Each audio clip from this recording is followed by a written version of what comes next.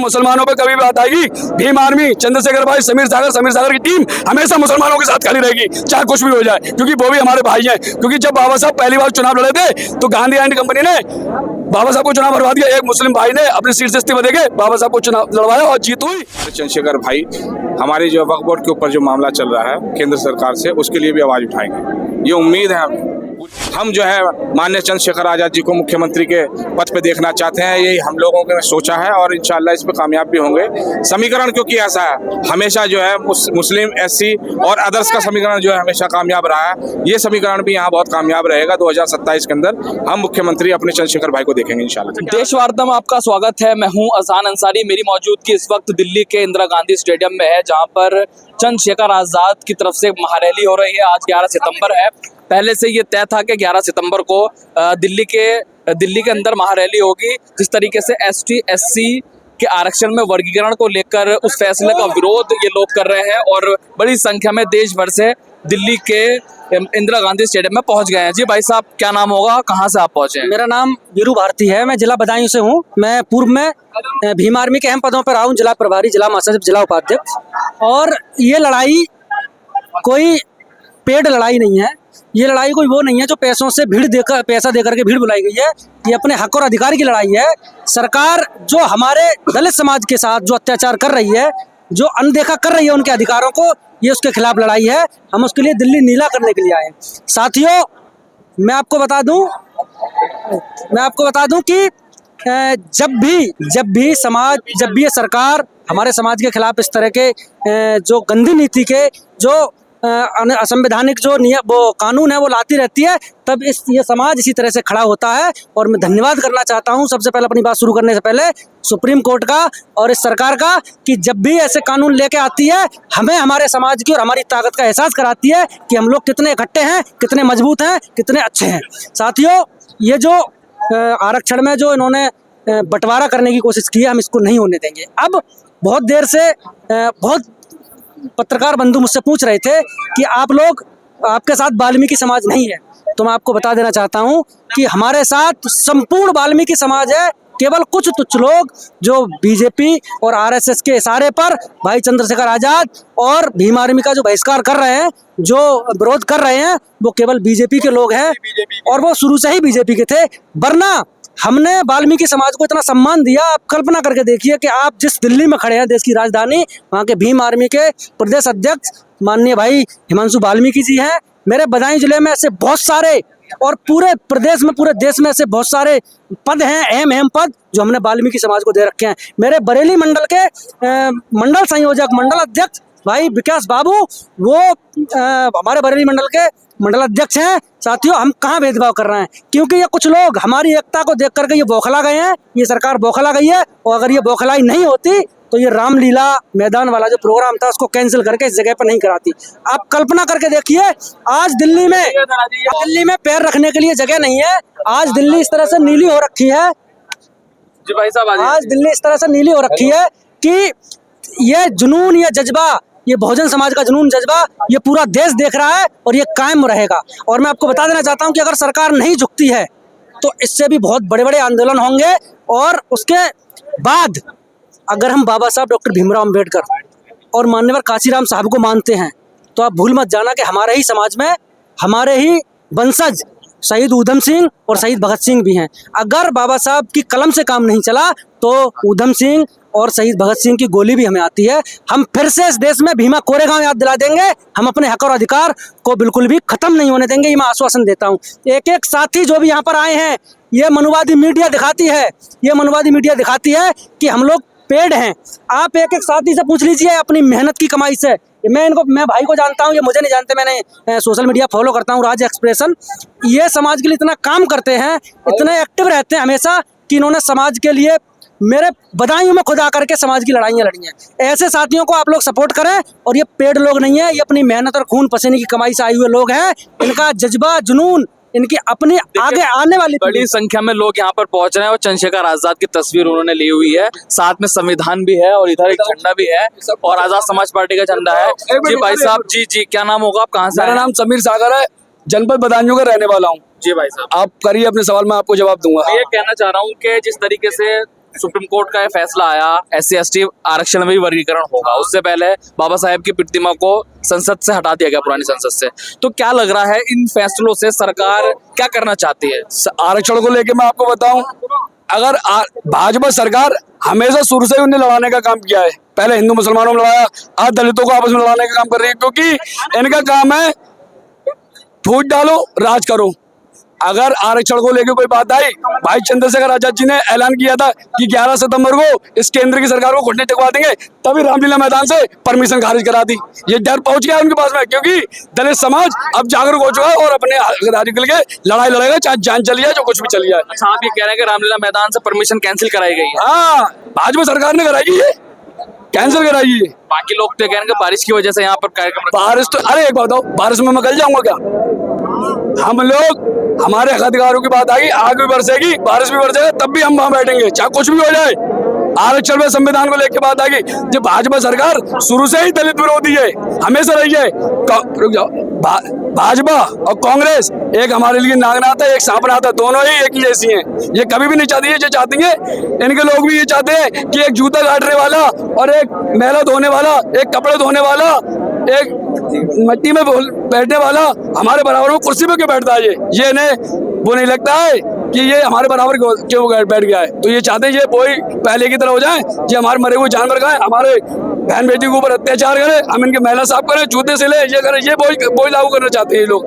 तो मैं उनसे कहना चाहूंगा, ये देश मनुस्मृति से नहीं चलेगा, संविधान से चलेगा, और संविधान पे कोई बात आएगी तो भाई चंद्रशेखर आजाद जी के आदेश पर चाहे कुछ भी हो जाए, चाहे जान चली जाए, लेकिन देश का दलित समाज हमेशा संविधान बचाने का काम करेगा।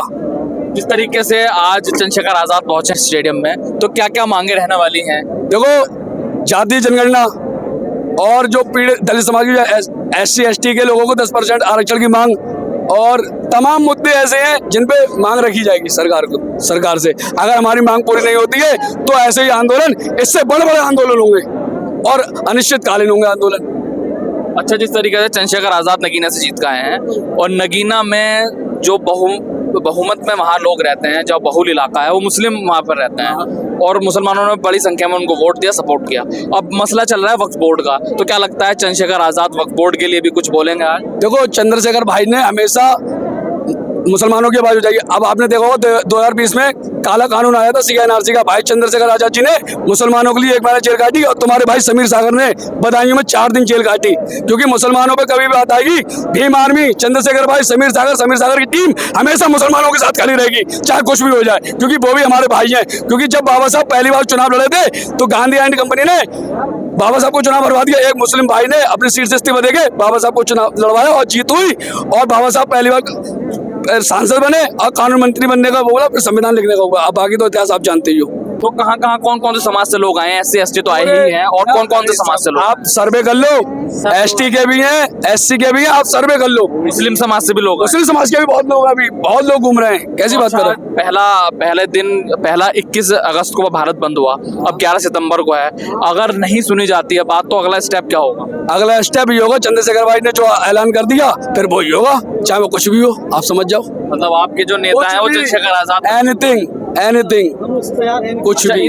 इस महारैली में बसपा का क्या स्टैंड है? बहुजन समाज पार्टी के कोई लोग आए? देखो, बहुजन समाज पार्टी, देखो समाज पे बात आती ना है तो पार्टी बाहर में चली गई। समाज हमेशा एकजुट होकर इस कार्यक्रम में आया है, चाहे वो बसपा का हो, चाहे वो बसपा का हो, चाहे किसी को, हमेशा तैयार है।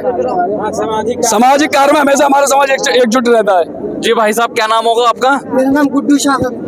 गुड्डू सागर, कहाँ से आप आए हैं? मैं आया हूँ अभी बदायूं जिले से। बदायूं से? आप सब बदायूं से आए हैं? इधर आगा जी।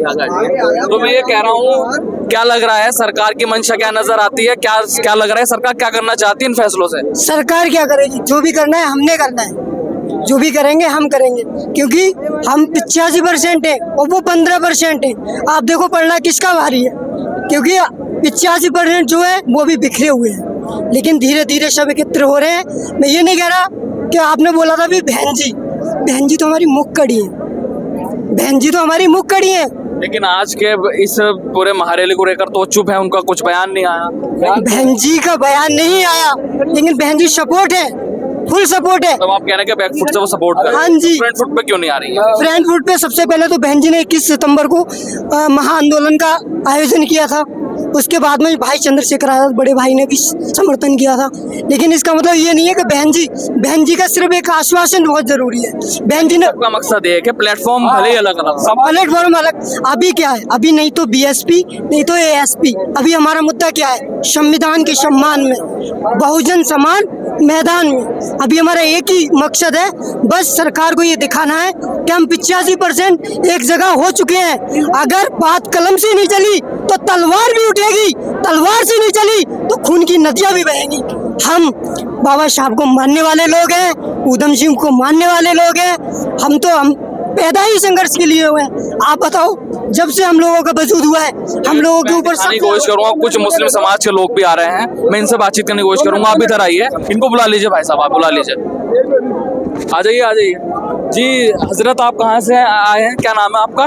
बिजनौर से आप आए हैं? बिजनौर से झालपुर चेयर। तो क्या लग रहा है, चंद्रशेखर आजाद ने आज महारैली बुलाई है, तो क्या सरकारों के क्या मकसद नजर आ रहे हैं? जी, सरकार का मकसद क्या है, आखिर क्या करना चाहती है? सरकार बर्बादी के अलावा और कुछ नहीं करती और सरकार ने पूरे देश को बर्बाद करने का काम किया है, ये सबको पता है। और आज भी जो है ये हमारे दलित भाइयों का जो है हक छीन के ये अपनी जेब में डालने का काम कर रहे हैं। अच्छा, आप मुस्लिम समाज से आते हैं, एक मसला और चल रहा है वक्फ बोर्ड का, तो क्या लगता है चंद्रशेखर आजाद वक्फ बोर्ड को लेकर भी आज कुछ कहेंगे? जी, वक्फ बोर्ड के लिए भी देखिए हमेशा जो है चंद्रशेखर भाई ने जो है सर्व समाज के लिए आवाजें उठाई हैं और मुस्लिम समाज के लिए भी उन्होंने वो आवाजें उठाई हैं जो आज तक किसी ने नहीं उठाई। और आज जो है हमारे चंद्रशेखर भाई हमारे जो वक्फ बोर्ड के ऊपर जो मामला चल रहा है केंद्र सरकार से, उसके लिए भी आवाज उठाएंगे। ये उम्मीद है, हमें पूरी उम्मीद है, क्योंकि उनको देख के ही हम लोग उनके साथ, उनके हौसलों को देख के जुड़े हैं। आप उस सरजमीन से आए हैं जहाँ से चंद्रशेखर आजाद सांसद बने हैं और आपकी कम्युनिटी यानी मुस्लिम कम्युनिटी को बड़ा योगदान रहा है उनको जिताने का, तो क्या लग रहा है आगे मुस्लिम को लेकर जो मसले निकल कर आ रहे हैं, क्या चंद्रशेखर आजाद खुलकर उनको अब जो सेशन आएगा संसद में उठाएंगे? बिल्कुल, हमारे चंद्रशेखर भाई जब से संसद में गए हैं तो संसद में वो इतना ज़्यादा हर तरीके से आवाज़ उठा रहे हैं कि शायद आज से पहले किसी सांसद ने इतनी आवाज़ें नहीं उठाई। और वो हर तरीके से हर हक की लड़ाई लड़ रहे हैं, मुसलमानों के लिए भी, अपने दलितों के लिए भी, और जितने भी सर्व समाज हैं हिंदुस्तान के अंदर सबके लिए जो है हक की लड़ाई लड़ने का काम कर रहे हैं चंद्रशेखर भाई। अच्छा, कुछ लोग ये आरोप लगा रहे हैं कि पॉलिटिकल स्टंट है, चंद्रशेखर आजाद उत्तर प्रदेश में अपने पैर फंसाने की वजह से ये सारी चीजें कर रहे हैं। ये कोई पॉलिटिकल स्टंट नहीं है, 11 साल का उनका जो है संघर्ष है। आपने ये देखा है, एक दिन में वो नेता नहीं बने और उन्होंने तो अपनी जो जिंदगी अपनी दाव पे लगा दी, उन्होंने गोली तक खाई और अपनी जिंदगी को दाव पे लगा के यहाँ तक पहुँचे हैं। हर किसी के लिए संघर्ष कर रहे हैं। हम ये मानते हैं कि ऐसा नेता हमारा पहले क्यों नहीं आया, पहले क्यों नहीं मिला हमें, लेकिन चलो ऊपर वाले ने देर से ही सही हमारे बीच में भेजा तो सही। ऐसे नेताओं को जो है सलाम करते हैं हम। तो आने वाले चुनाव में 27 चुनाव उत्तर प्रदेश में होगा, तो चंद्रशेखर आजाद का क्या भविष्य आप देखते हैं? चंद्रशेखर आजाद का भविष्य नहीं, ये आवाम का भविष्य तय किया जाएगा। चंद्रशेखर भाई ने तो अपनी मेहनत करके यहाँ तक पहुँचे हैं और आवाम के लिए जो है हिंदू मुस्लिम सिख ईसाई सबके लिए वो अपनी लड़ाई लड़ रहे हैं। और उत्तर प्रदेश की सियासत के अंदर एक नया मोड़ उन्होंने पैदा कर दिया है। आने वाले 2027 के अंदर हम जो है माननीय चंद्रशेखर आजाद जी को मुख्यमंत्री के पद पे देखना चाहते हैं। यही हम लोगों ने सोचा है और इंशाल्लाह इस पे कामयाब भी होंगे। समीकरण क्योंकि ऐसा है, हमेशा जो है मुस्लिम एससी और अदर्स का समीकरण जो है हमेशा कामयाब रहा है। ये समीकरण भी यहाँ बहुत कामयाब रहेगा। 2027 के अंदर हम मुख्यमंत्री अपने चंद्रशेखर भाई को देखेंगे इंशाल्लाह। अच्छा, क्या लग रहा है चंद्रशेखर आजाद की बढ़ती लोकप्रियता से क्या विपक्ष और सत्ता पक्ष दोनों घबराए हुए हैं? ये बिल्कुल, ये तो आपको दिख ही रहा है, ये तो सब मीडिया कर्मी देख रहे हैं। आप मीडिया कर्मी हैं। देखिए, मैं आपके माध्यम से एक बात आपको बताना चाहता हूं कि इतने न्यूज़ चैनल हैं, कहीं आप देखते हैं हमारे चंद्रशेखर भाई को नहीं दिखा रही है केंद्र सरकार, कहीं नहीं दिखा रही। क्यों? क्योंकि डर रही है उनसे, क्योंकि उनकी लोकप्रियता से डर चुके हैं। लोकप्रियता इतनी देख के बौखला गई है केंद्र सरकार, और ऊपर वाले ने चाहा तो हमारे चंद्रशेखर भाई बहुत आगे तक जाएंगे। हम उनके साथ कंधे से कंधा मिला के हर समय उनके साथ खड़े हैं। क्या है, हमें अपनी जानों की कुर्बानी भी देनी पड़े, हम उनके साथ खड़े हैं और इस संघर्ष के अंदर भी खड़े हैं। जो आज उन लोगों ने ये महारैली का जो गठन किया है, आज जो महारैली बुलाई है, इसमें भी हम उनके साथ कंधे से कंधा मिला के खड़े हैं कि ऐसे समाज हो हमारा या और कोई समाज हो, हम उनके साथ जहाँ भी वो आवाज़ उठाएंगे उनके साथ ऐसे हम इस तरीके से ही खड़े रहेंगे उनके साथ। चलिए बहुत बहुत शुक्रिया। देखिए कुछ लोग मुस्लिम समाज से भी आए हुए हैं और बड़ी संख्या में लोग यहाँ पर पहुँच रहे हैं। महारैली का आयोजन दिल्ली के इंदिरा गांधी स्टेडियम में किया गया है। चंद्रशेखर आज़ाद कुछ ही देर में यहाँ पर पहुँच जाएंगे और फिर देखते हैं कि क्या कुछ चंद्रशेखर आज़ाद बोलते हैं और कौन कौन से मुद्दे यहाँ पर उठाते हैं। फिलहाल देश वार्ता में अजहान अंसारी को दीजिए इजाजत। जय हिंद, जय भारत।